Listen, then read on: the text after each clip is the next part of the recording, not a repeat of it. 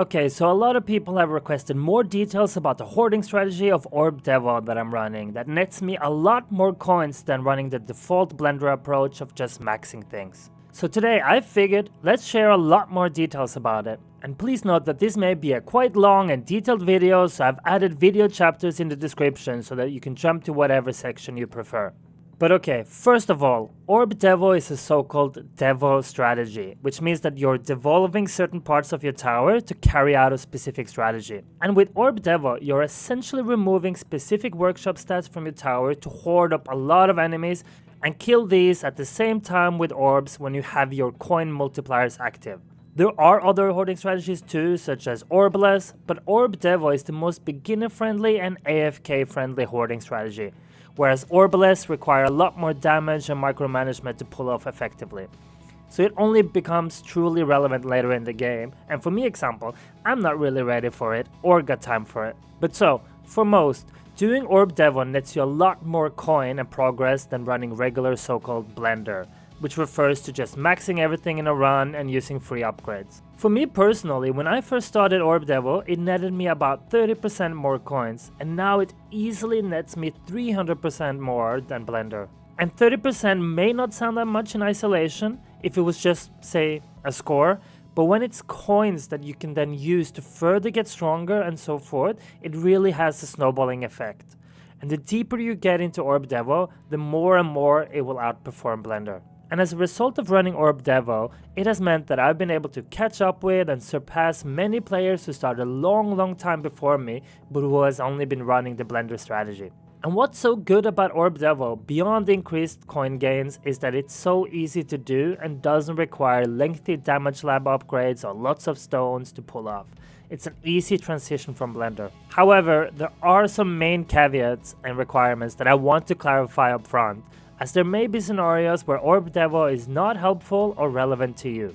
And it goes without saying that everyone's tower is different, so take all the advice given here today with a grain of salt. Try tweaks that may benefit you and your tower, and feel free to ask questions or share more details about your exact build in the comment section if there's anything you're unsure about. But okay, so let's first cover the base requirements. First of all, you want your black hole and your golden tower cooldowns in sync.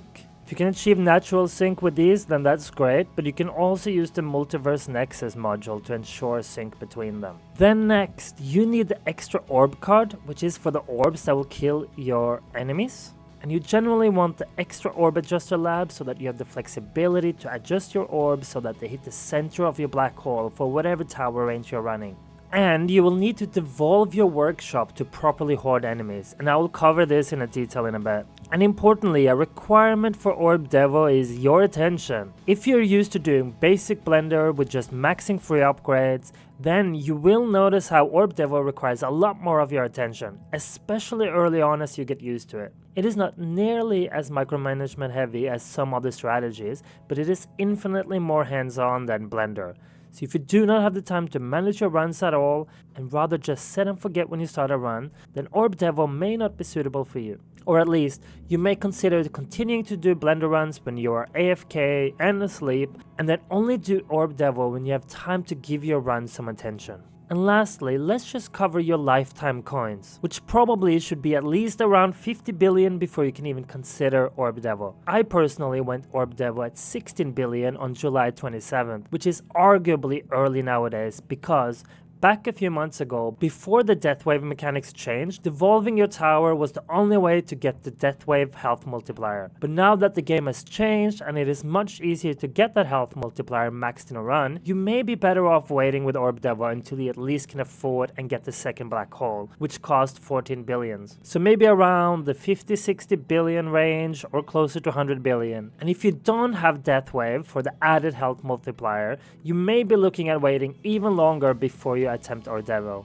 And you should be at a stage of the game where you can start to fairly easily max health, regen and damage etc. in a run without free upgrade. Now, there are of course exceptions, and I'm sure you can make it work earlier, but I also don't want to sell you a false dream if your lifetime coins are perhaps not ready for it. And I'll get to modules in a second, but just adding that if you have the wormhole regenerator, which I didn't, then it's much easier to start earlier, as it's much easier to stay alive while hoarding and for a longer duration in the runs. Okay, so those are the key things you need, but let's also cover the things you ideally have to make Orb Devo even better. I've already touched upon this slightly, but ideally you have unlocked and labbed the second black hole.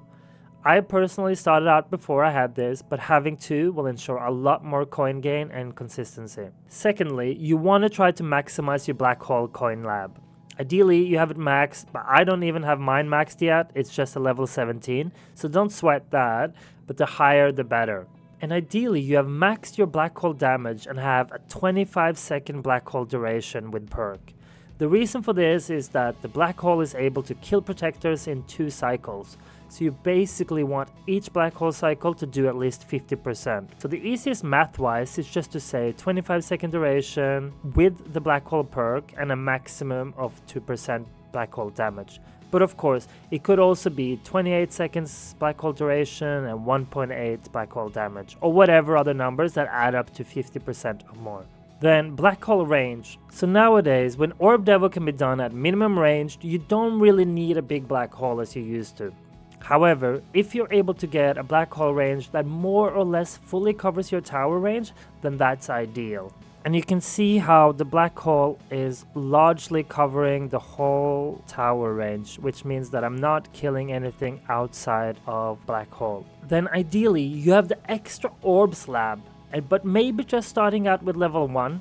There may not be a need to get to level 2 immediately, and then you can just assess if your orbs are killing your hoarded stack properly. With the changes to the game, I think personally I would have loved to go back to 1 myself, as then my orbs would have killed a little bit less of incoming enemies before they hug my wall and get sucked into the black hole. And although it's not a must, having Death Wave is ideal as it will help you give you health, coins and cells. And the more things you can synchronize with the multipliers, the more exponential gains you get with Orb Devo. And ideally, you also have Spotlight. And an eventual goal should be to get 3 beams on your Spotlight. That ensures that 1 beam will always be able to point at your black hole during the multiplier sync for consistent exponential gains. And Garlic Thorns is a great lab as you don't want to struggle with vampires. And this is also a quick lab to maximize with just 10 quick levels. And overall, the lower you can get your synced cooldowns on your Black Hole, Golden Tower and Death Wave, the better. And if you're able to sync your Golden Bot too, then that's massive. Nowadays, my Golden Bot contributes about 40% of all my coin income as a result of having it synchronized. And if you have a wall, which by the way, you should not have unless you have more than 5 trillion lifetime coins, then you should aim to at least have level 10 in Wall Thorns and in Wall Region. And lastly, just some quality of life upgrades that are absolutely not needed but that can make it a bit easier to manage Orb Devo. And those are card presets, which simply make it so that it's more easily to swap between Orb Devo strategy, Blender, and for example having a tournament card preset and so forth. And secondly, the buy multiplier, just to make it less tedious to upgrade things manually in a run. And lastly, target priority. Target priority level 1 is totally fine and I used that for a long time, but target priority level 2 gives you even more flexibility. But basically, as I will get into later when I show the in-run strategy, you want to target basics to trim these off before each black hole pulsing. But okay, so that covers the requirements. Then next, let's get into workshop. So in order for Black Hole and Golden Tower, and ideally also Death Wave and Golden Bot, to go off with as many enemies on screen as possible, we need to make sure that various workshop stats, including substats, are at 0. And just to be clear, to get your stats to 0, you will have to do what is known as a Respec. And this is a lab that you need researched and then it costs 150 gems to reset your workshop. You will then get back all the coins you spent on workshops previously and can redistribute these. And because it costs 150 gems to respec, you want to be careful to not upgrade something in the workshop that ruins hoarding enemies. So do this step with caution the first time to not waste gems, and ask if you're unsure about anything. So let's take a look at the workshop upgrades that need to be set at 0, starting with the attack upgrades.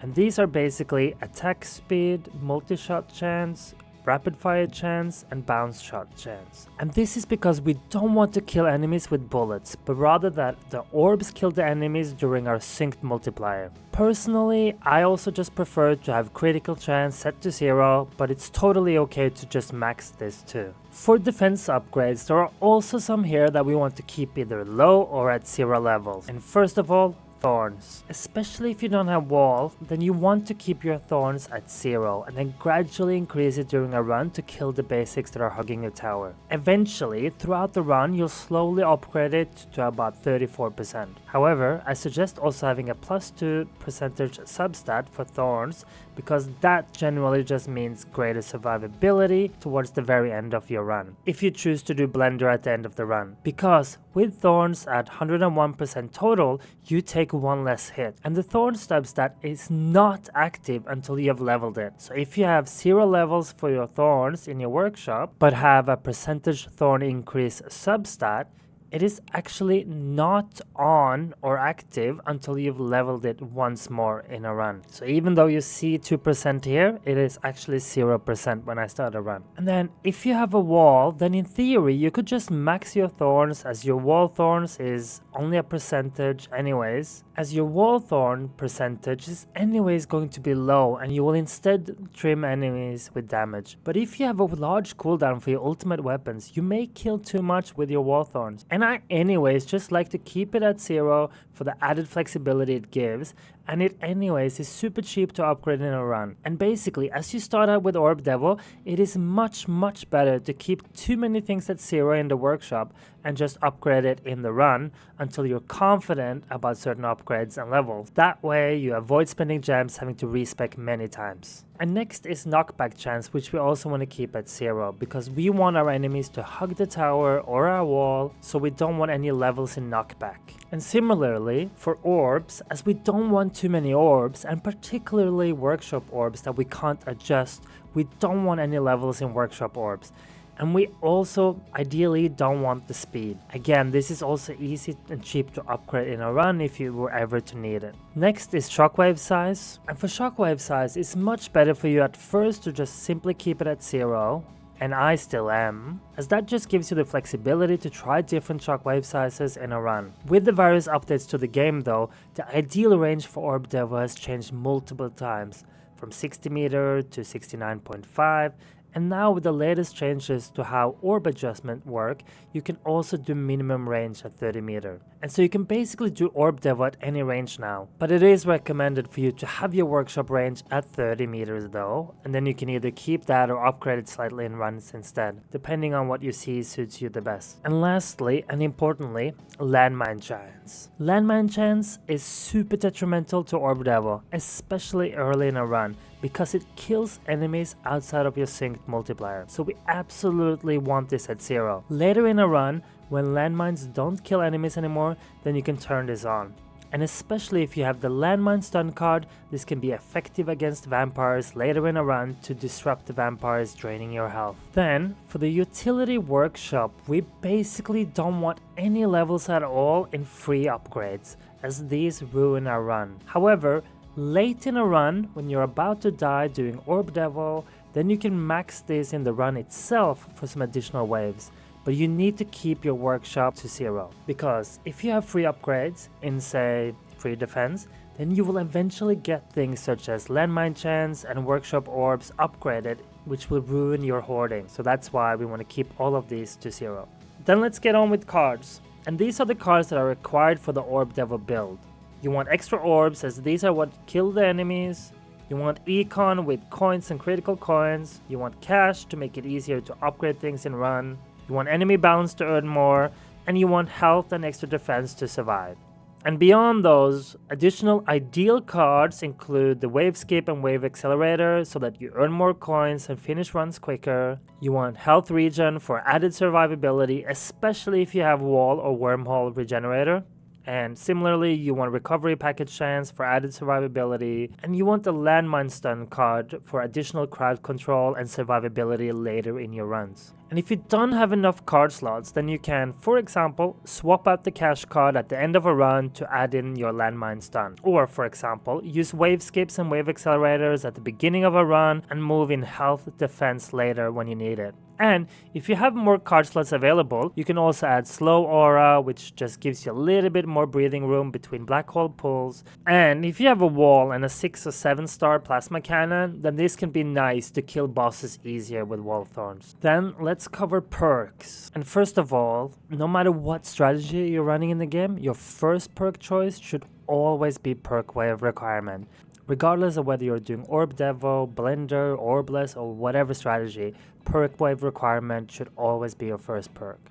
Next, let me talk about the overall recommended perks for Orb Devo, and then I'll cover some different approaches, whether you're actively farming versus a more AFK approach. So these are the recommended perks to make the most out of Orb Devo. As mentioned, you want perk wave requirement as your first pick, then you want the various econ related perks, including game speed, the golden tower bonus, black hole duration, and so forth. And you want the cash perk simply to make it easier for you to make your upgrades, such as upgrading enemy attack level skips and other upgrades that you need in a run, because you're not using free upgrades. And to enhance your survivability, you want your health points, defense, and regen related perks. And you also absolutely want the 50-50 damage trade-off card, as that makes it a lot easier to survive in Orb Devo for longer. Overall, the extra death wave can also be nice, as it simply just enhances your cell and coin income and helps you quicker get your health multiplier. And then there are some situational perks that can be very beneficial too, and that is particularly the regen trade-off card, which can be very good if you either have a wall or use the wormhole redirector module. Otherwise, regen is not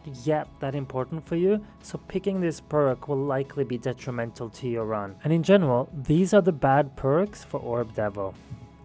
For free upgrades, it is bad, as it will result in you leveling up certain workshops in a run that will ruin your Orb Devo, such as landmine chance, orbs, knockback, increased damage, and so forth. And then whereas the range 3x damage and the 2.5x damage, they're simply bad as they increase the damage you're taking. And then for lifesteal and regen reduction, these will in absolute most cases be negative, as you are dependent on your regen if you have a wormhole redirector or a wall, or you depend on lifesteal to a greater extent if you are without. And then for the cash trade-off perk, this just makes it so much harder to upgrade your enemy level skips and survivability stats in a run. And then lastly, the orbs perk. You generally don't want more orb, and so this is a card that if you can, it's nice to ban. However, it is hard to be able to have enough bans available. Me personally, I only have 5, so I have not the chance to ban orbs. However, if you are doing the Orb Devo at a short tower range and have a slow orb speed,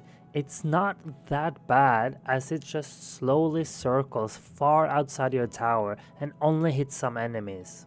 It is not ideal though, so in an ideal scenario you're also able to ban orbs, but it's not the end of the world. Then, depending on if you're actively playing or a lot more AFK, how you go about perks, including auto perks and bans, will differ. In the past, I personally used to be a lot more active, whereas now I prefer a more AFK friendly approach. So let me cover these. So when you're actively playing, you naturally pick the perks yourself, so you don't need to use the auto pick perk mechanic or to level the auto pick priority lab. And when you're actively playing, you want to ban some of the more useless common perks, and ideally you have at least 3 or 4 bans available. So you typically will ban things such as landmine damage and interest. The reason for this is because these common perks have 5 picks each. So when you ban them, your overall perk pool gets substantially smaller, which helps give you the perk options you need a lot faster in run. Ideally though, you're only allowing 3 game-ending perks, as then you can always pick a different perk if you have 4 options. That way,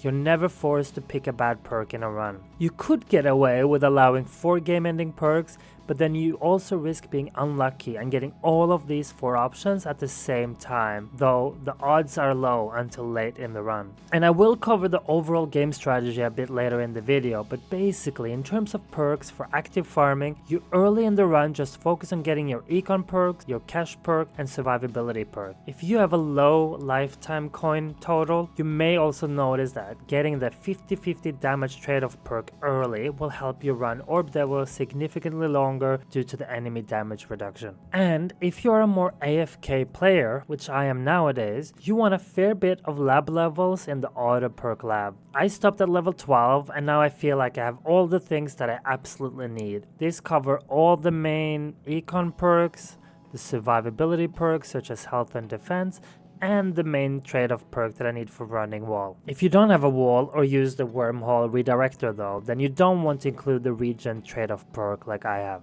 And in terms of bans, when being more AFK, and especially if you're using the auto pick, then you want to ban the perks that risk ruining your run. Basically the bad perks mentioned earlier. You want to ban free upgrades, the cash trade-off, the 3x range damage, the 2.5 extra damage, and the regen lifesteal reduction trade-off. You could also ban orbs, but again, I don't think they have that much negative impact when your tower range is quite small. So overall, when AFK farming, you will get the econ perks you want a bit later in the run than when being active, but it's a trade-off that I'm willing to take instead of having to manually pick perk. And when I cover the in-run strategy a bit later in the video, I'll mention some other additional AFK strategies. So, Orb Devo can be achieved with all kinds of modules, and what may be the best modules for you will likely largely depend on what modules you have available. But let me cover some key information. You generally do not want modules that makes you kill too easily or too fast. So for example, you don't want the death penalty, as that would just result in less enemies being hoarded, and the same goes for various other damage related modules such as dim core. Secondly, if you do not have a natural sync for your black hole and golden tower, then you would need to use the multiverse nexus to achieve this. Personally, I ran Orb Devo for a long time without multiverse nexus, and instead only had a natural sync between my black hole and golden tower. And then I had a much bigger cooldown on my death wave. It was only until recently that I was able to decrease my death wave cooldown a fair bit that I began to use multiverse nexus, because otherwise the death wave was pulling up the average cooldown too much for me.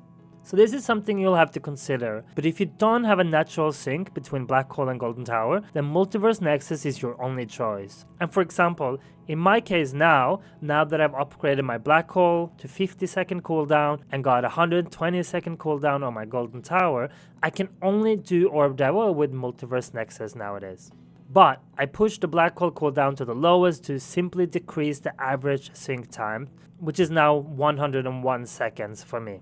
Then third, for many of you, Galaxy Compressor will likely be the best module for you to use for farming, as it will reduce the overall cooldown on your ultimate weapons, which means that you can do more syncs for your hoarding. However, the reason that I do not use it is because that if you get to a point where you can also synchronize your golden bot with the same timer as your black hole, golden tower and death wave, then you don't want to use Galaxy Compressor anymore, as that will break the sync. So at that point, the Singularity Harness becomes a better module just to increase the size of your golden bot instead. However, it may take a long time and quite a bit of stones to get your ultimate weapon cooldowns to match your golden bot cooldown.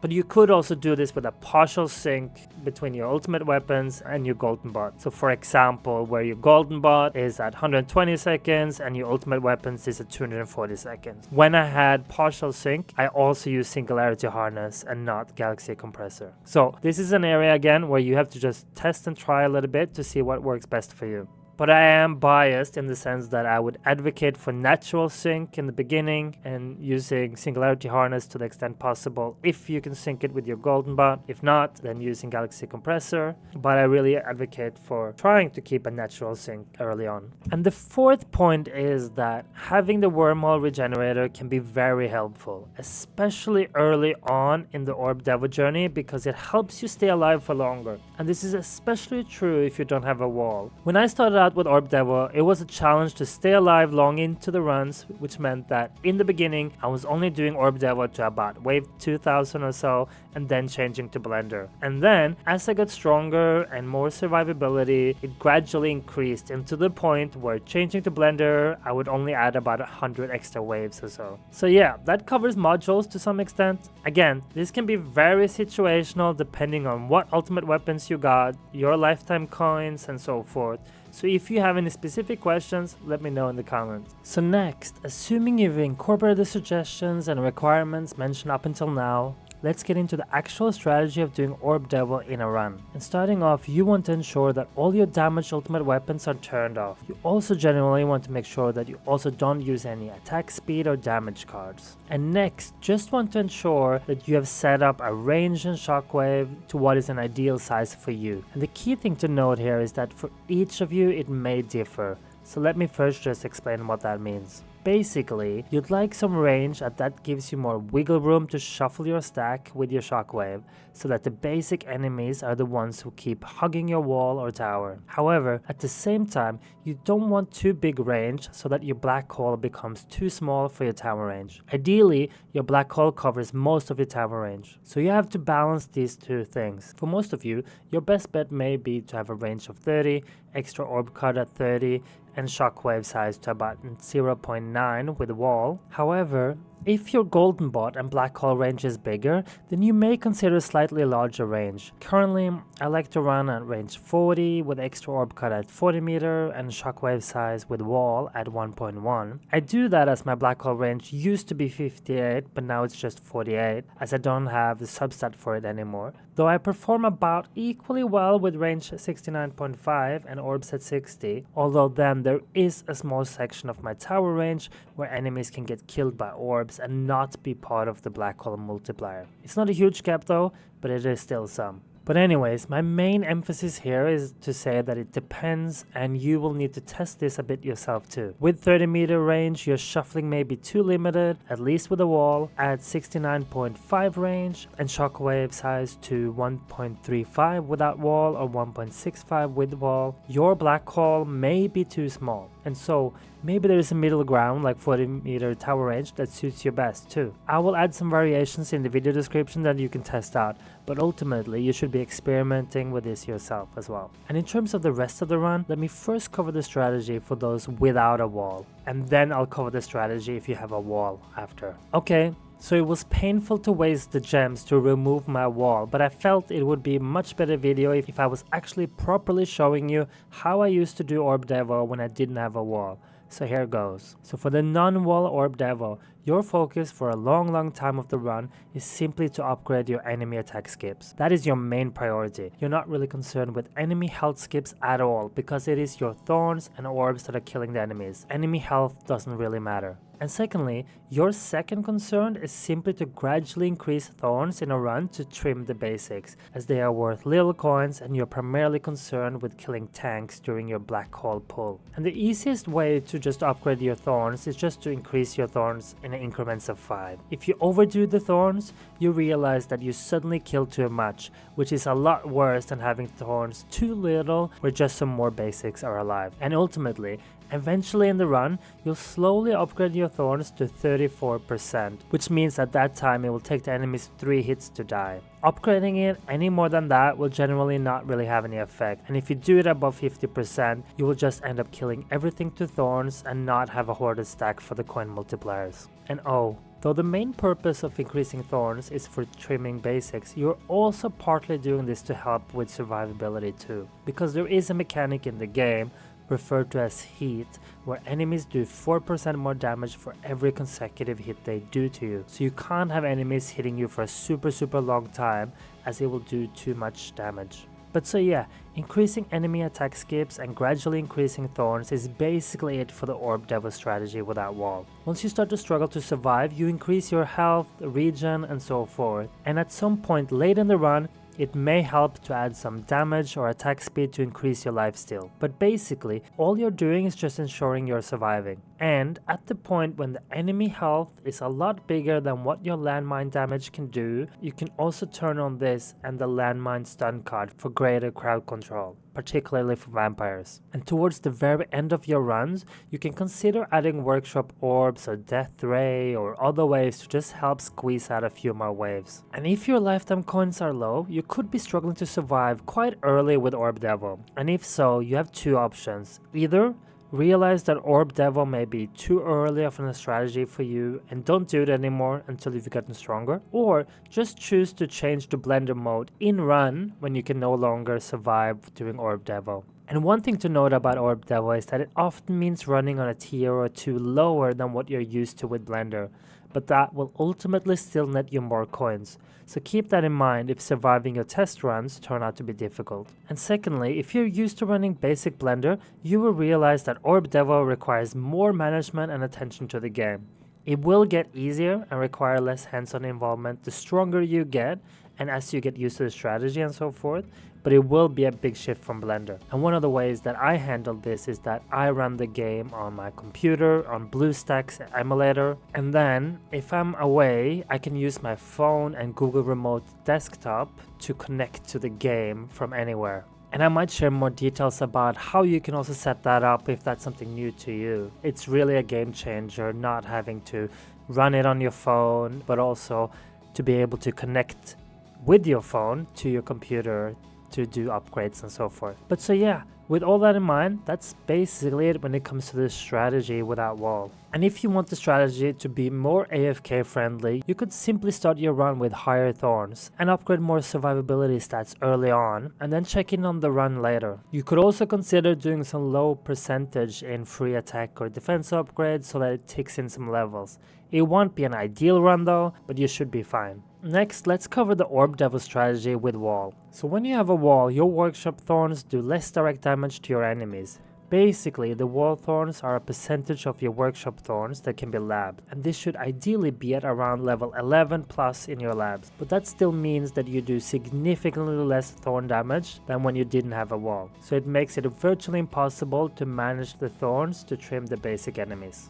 Therefore, when you have a wall, the way you trim enemies are with your damage, so instead of gradually increasing your thorn level to trim basics, you're instead gradually increasing your damage and attack speed, and later in the run even turning on your ultimate weapons damage. So, starting a run, similarly to non-wall, you're also focusing on leveling your enemy attack skips. But you're also leveling enemy health skips, as this makes it easier to trim basics with your damage later on. And in terms of gradually increasing the damage, you just have to test and try what approach best suits you for trimming. Nowadays, for myself, when I have a sync time of just 98 seconds, I barely have to do any trimming at all. But earlier in the game, I would often start at first to upgrade my crit factor and crit chance, damage and damage meter, and then say at around wave 2000, I may max my attack speed, and then at some point later in the run, I would max my rapid fire. Then once I felt like that was not trimming the basics anymore, I would get multi-shot,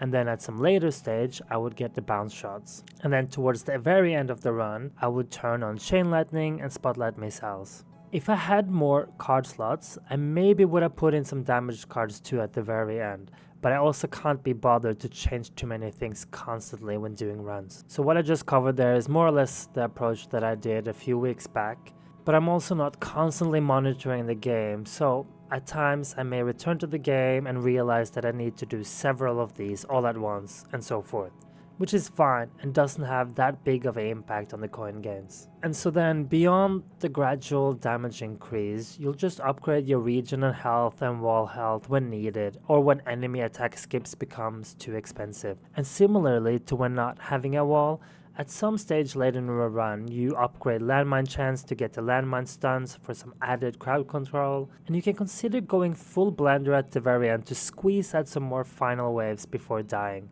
Personally, for me, it's not worth the micromanagement of doing blender at the very end for just an additional 50-100 levels extra, so I'm fine with Orb Devo dying, and so that I can rather start a new run instead. However, if I am on the computer and active, I may max my free attack upgrades at the very end of my run, where I would just max my range and adjust my shockwave size and just get free upgrades into Rend for some added enemy damage. But that's certainly not a must.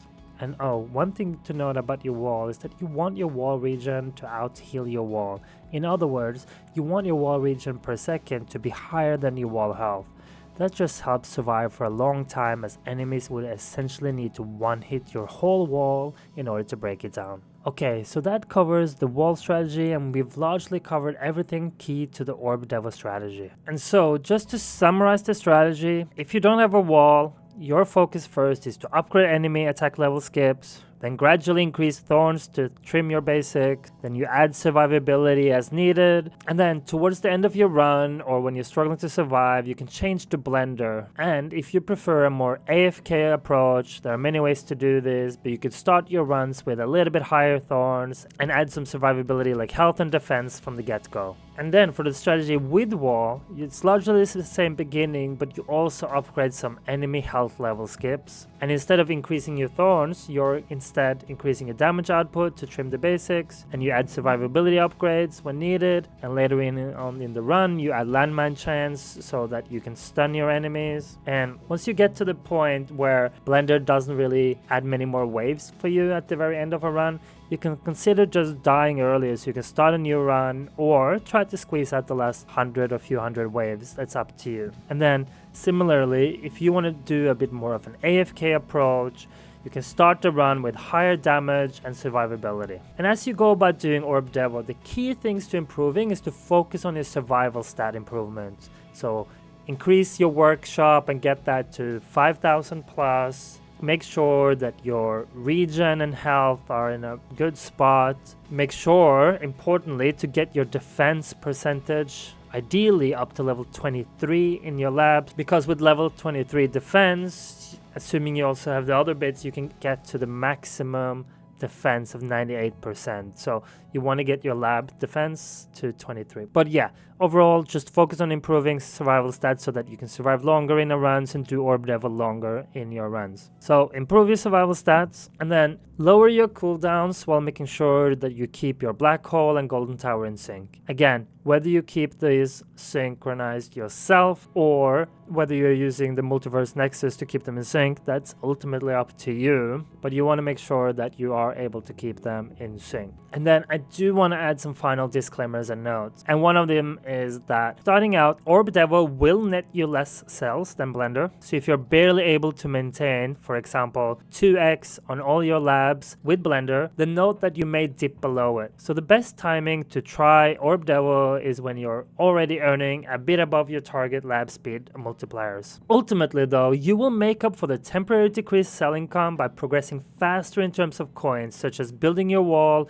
upgrading cell enhancements, and progressing to higher tiers quicker, which will net you more cells. So it's a worthwhile trade-off. I also want to emphasize how your schedule, availability, and dedication may dictate how you go about doing Orb Devo and your overall strategy in the game. And one key resource I want to emphasize here is to help you track the data of your runs. And it's a resource called What Tier Should I Run? I've also added the link in the description. There, you simply input some key details about your run and it will store it locally on a device for easy comparison. And it's also nice to look back at to see the progress that you've made. But basically, as you try new strategies in the game, you should measure your overall coin gains per hour and per day, and the same for cells. Don't get too caught up with vanity metrics like coins per minute. Though they can be an indicator of how your run is performing, what you are concerned with is how much you're able to make in an average hour and in a day. And this is where you also got to take into consideration your life, availability, and dedication. If you're working or at school for 8+ hours at a time where you can't play, or say when you're sleeping, then perhaps running longer Blender runs is better for you at those times. If your Orb Devo runs only run for 5 hours and you don't have access to the game to start a new run, nor to make some in-run upgrades. Or say your life schedule prefers shorter runs such as 4 times 6 hours runs a day, then do so. We're all different with different towers and different lives and priorities, so cater to what works for you, both in terms of what you enjoy as well as the consideration of what's most efficient for you. For me, I now run basically 3 runs of about 8 hours a day, and I can do so effectively as I work on the computer from home with my own businesses and can easily check in on the game. But As I progress further into tier 10 and get longer runs, I may switch things up. For example, maybe I end up doing 2 long tier 10 runs and a shorter tier 11 run to best cater to the 24-hour cycle. Maybe, we'll see. But at least take this into consideration of what works best for you, and these things will also keep evolving as you get stronger in the game. But okay, that largely covers everything about Orb Devo. If you're able to incorporate the Orb Devo strategy effectively, you will see a lot of increased gains in coins per hour. However, again, as everyone's tower is different, do take all the advice given with a grain of salt. Try tweaks that may benefit you and your tower, and there's so many variables in the game that there never really is an absolute truth to anything.